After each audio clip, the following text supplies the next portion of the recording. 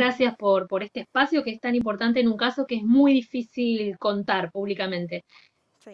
Primero voy a hacer algunas precisiones, si me permiten. En realidad, justamente Carlos, que tenía 17 años al momento del secuestro y asesinato de Axel, junto con otras personas que también eran menores de 18 años, la condena que se le impuso también fue excesiva, es decir, se le impusieron 20 años de condena, que luego se unificó con otro 8 y quedó en 21. Esa condena, precisamente por ser demasiado extensa, porque él era un adolescente cuando pasó esto, fue denunciada por la Defensoría General de la Nación ante la Comisión Interamericana de Derechos Humanos. Los casos se denuncian a la Comisión Interamericana y luego, si no se puede llegar a un acuerdo con los estados y la comisión entiende que hay una violación de derechos humanos, es la comisión la que eleva los casos a la Corte Interamericana de Derechos Humanos, que es la que después puede o no sentenciar. En general, cuando ya es elevado el caso es porque va a haber una condena para la Argentina. La Argentina ya fue condenada por aplicar penas de prisión perpetua o muy extensas a adolescentes en el año 2013. Es decir, que lamentablemente lo que vemos es que va a haber otra condena seguramente por este caso y otros que hay de nuevas condenas muy extensas. Yo soy abogada también de Víctor Hugo Valdés, que tiene una condena a 34 años en otro caso. Ahora, volviendo a Carlos, una precisión también, no es que todas las personas a los 10 años tengan derecho a salidas transitorias, sino que es a mitad de la condena. Como él tenía una condena, o tiene, perdón, de 21 años, le hubiera correspondido a los 10 años y medio las salidas transitorias. Y la libertad condicional también, no es que todas las personas los tienen en el mismo momento, sino es a los 2/3 de la condena. En el caso de él, como es una condena de 21 años, le hubiera correspondido a los 14. Como ustedes bien dijeron, ya está repasado de todos esos plazos. Está cumpliendo en este mes de abril 17 años de condena sin pisar la calle. O sea, jamás se le autorizó una sola salida, ni siquiera se le autorizó a ir al entierro de su madre cuando murió, ni siquiera se le autorizó a ir al nacimiento de su hija cuando nació. Es decir, se le han negado todos los derechos. Esos derechos, eso es lo que yo fui a denunciar al Comité de Derechos del Niño de las Naciones Unidas. Y lo que en estos días, es decir, lo que yo fui a decir es, la condena ya está denunciada. Yo en eso no puedo, no me meto porque ya está, hay un trámite que está yendo en la Comisión Interamericana. No se puede llevar a dos instancias internacionales por lo mismo un caso. Lo que yo vengo a decir acá es que además de que se le impuso esa condena, que se verá si la Corte dice algo o no, la Corte Interamericana, la ejecución de esa condena es ilegal, porque no se le está concediendo ninguno de los derechos que tiene. Y ahí es muy importante, obviamente, lo que ustedes comentaban, el rol que cumple Juan Carlos Bloomberg, bueno, porque él cada vez que se discute algún derecho de cualquiera de los involucrados, pero bueno, yo soy la defensora de Carlos Díaz, se opone de una manera, bueno, oponiéndose absolutamente, recorre los medios de comunicación, pero yo puedo entender, porque bueno, él es una víctima directa, él, la mamá de Axel, o sea, eso se puede entender. La responsabilidad más importante es del Poder Judicial, ¿no? Bien, Claudia, al respecto de esto que nos contabas, y cada vez que viene de vuelta sobre la mesa el debate sobre la baja de la edad de imputabilidad, ¿qué análisis haces al respecto? Sí, en este caso él era plenamente punible porque tenía 17 años, ¿no? Cuando se discute la baja de edad de punibilidad, lo que se está planteando es que esa edad que nuestro país tiene establecida en 16 años se baje a 14. Yo, por supuesto, a título personal y además como integrante del CEPOC, que es el Centro de Estudios en Política Criminal y Derechos Humanos, y de la Red Argentina No Baja, que es un conjunto de organizaciones y personas que nos hemos reunido en el año 2017 para oponernos a un intento del gobierno de Macri de bajar la edad de punibilidad. Por supuesto, estamos en contra. Consideramos, en términos generales, que la cárcel no hace nada bueno con las personas, y que cuanto más chicas son las personas, peor es esa influencia o ese, sí, esa interferencia en la vida normal de una persona que tiene la cárcel. No estamos diciendo que si un adolescente de 14 o 15 años comete un delito grave, que son muy poquitos los chicos de 14 o 15 años que cometen un hecho grave. Por eso cuando sucede tiene tanto impacto, porque es un caso cada tantos.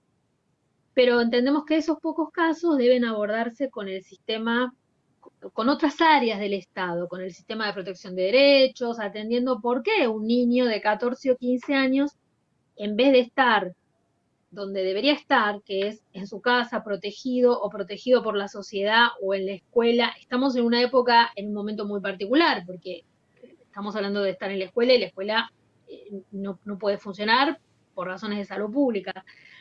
Pero a mí me parece que nosotros tenemos que detenernos en pensar que el 60% de nuestra niñez está por debajo de la línea de pobreza. Entonces, eso hay que resolverlo desde otro lugar, nunca desde el sistema penal, ¿no? Y la verdad que es milagroso que no haya más niños, niñas que en la desesperación del hambre y de la miseria más absoluta salgan a buscar, digamos, una manera de conseguir para comer, ¿no? A veces estamos hablando de que están en situaciones, muchos de ellos, infrahumanas. Así que nosotros entendemos que por debajo de los 16 años no debe haber sistema penal, sino que tiene que haber sistema social, y el Estado tiene que ocuparse de esos niños y de esas niñas y de esos adolescentes por fuera del sistema penal. Bien, es bastante común que siempre estos temas de baja de imputabilidad, temas de seguridad, se toquen cuando hay crisis en lo que es lo económico.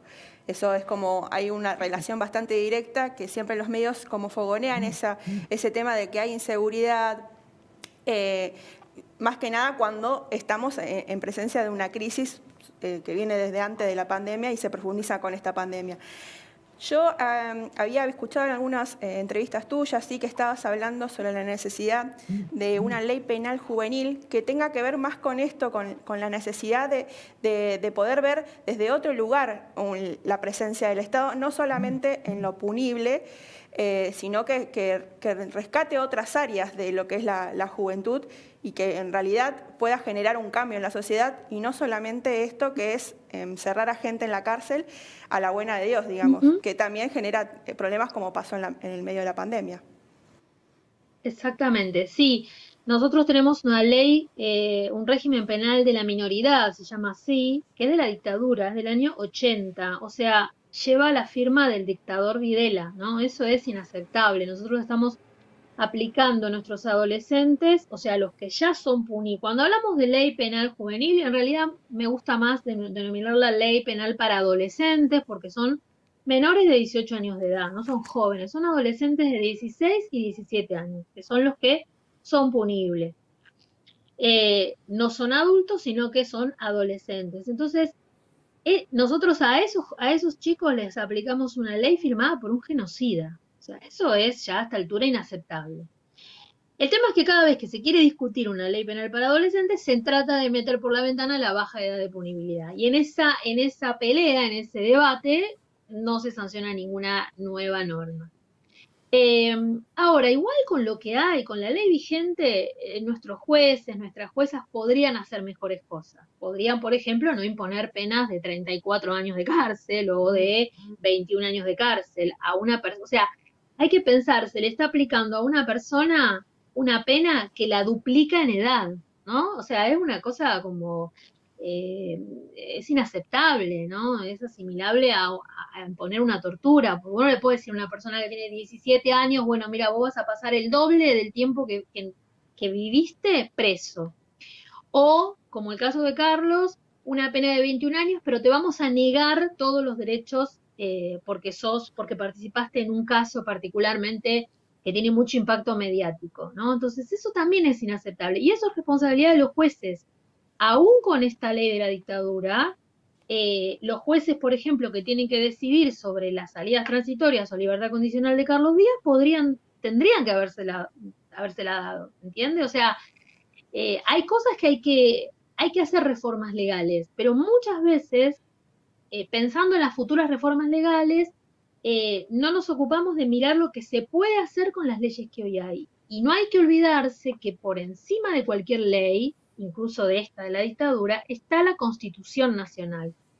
Y cuando hablamos de Constitución, incluye todos los tratados de derechos humanos, incluido por supuesto la Convención sobre los Derechos del Niño y todas las normas que interpretan la Convención. Entonces, con todos esos elementos, se podrían hacer cosas mucho mejores que la que lamentablemente han hecho en el caso de Carlos y en el otro caso que les comento de Víctor Valdés. Claudia, recordarás que el año pasado, en plena pandemia, como decía Carla recién, hubo un intento de también, ante la suba de contagios, darle cierto derecho a quienes estaban privados de su libertad para evitar la propagación del COVID-19. Y algunos funcionarios, quizás por congraciarse con estos sectores conservadores, decían, no sé, por ejemplo, el jefe de la Cámara de Diputados dijo en su momento que los jueces que beneficien con la prisión domiciliaria a quienes están privados de su libertad iban a ser sometidos a juicios políticos, por ejemplo. ¿Qué opinión te merece esto?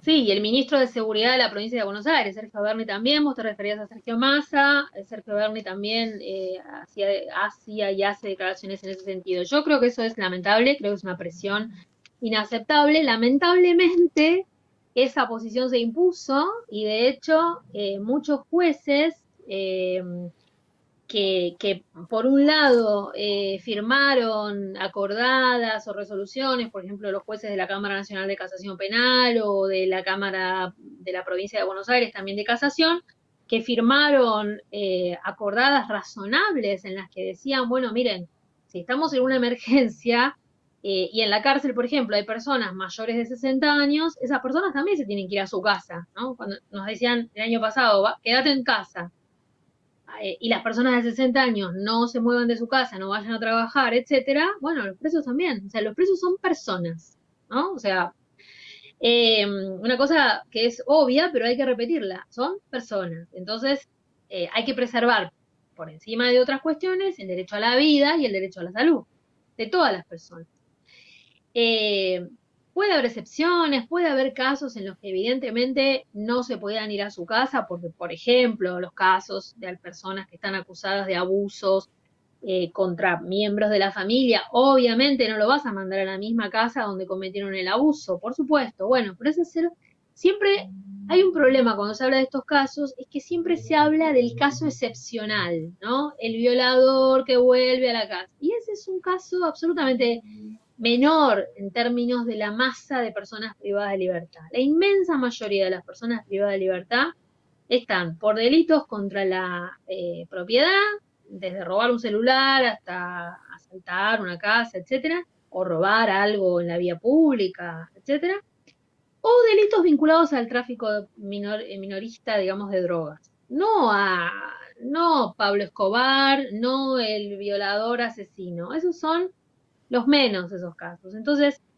el planteo era que se fueran a su casa las personas que tenían problemas de salud, que eran mayores de determinada edad o que, como en el caso de Carlos, estaban en términos de acceder a derechos como las salidas transitorias o la libertad condicional. Lamentablemente esto se difundió como quieren abrir las cárceles para que salgan miles de violadores y asesinos y lamentablemente también esos funcionarios que nombramos, bueno, encabezaron un poco el tema, no hubo otros funcionarios o funcionarias que discutieran este tema con otra mirada y finalmente no salió nadie por COVID prácticamente. O sea, las libertades que sucedieron el año pasado, y esta es una mentira que se sigue diciendo, que el año pasado salieron, se dice 5.000, 6.000, cualquier número, el año pasado salieron menos presos que el anteaño en términos, digamos, de libertades habituales, porque todo el tiempo están saliendo presos en libertad, o porque cumplen la condena, o porque son absueltos, o porque superan el tiempo de prisión preventiva, etcétera. Y ese es otro. Son muchos temas. En nuestras cárceles, más de la mitad de los presos no es que tendrían que obtener la libertad, directamente no tendrían que estar, porque son inocentes, todavía no han sido sometidos a juicio. Entonces, ese también es una cuestión de la que se hable poco, ¿no? Está llena las cárceles de nuestro país de personas que son jurídicamente inocentes.